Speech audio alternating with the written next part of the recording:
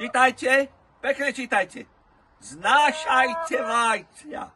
Hádam, majte dostatok toho kuracieho mozgu v hlave, aby ste to pochopili. Nie?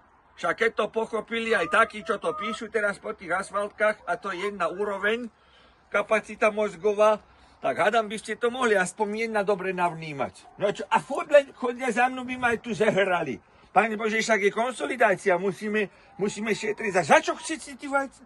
Za čo to chcete to žito, aby som vám tu hádzala? Tuto kohúta nosíte na chrbáte, ako keby... No a čože je chorý? Není chorý ten kohút. Ho nosíte na chrbáte ako nejakého kráľa. Nebude chorý, jasne, že není chorý, však keď skáče na každú jednu z vás, takže mali by ste byť po tejto stránke uspokojení, nie?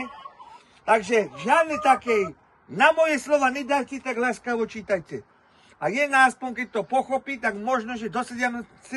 novembra, keď bude tu teda zhromaždené a strašne a bude niesť vajca, tak zažijete väčšinu slávu. Väčšinu slávu. A vás postavia veľa tých, čo to píšu po tých cestách teraz. Ten budete za slavu, že si dovolil si to napísať a vy budete tam, vám budú tlieskať za to, že ste to nie že len napísali, ale že ste to aj pochopili.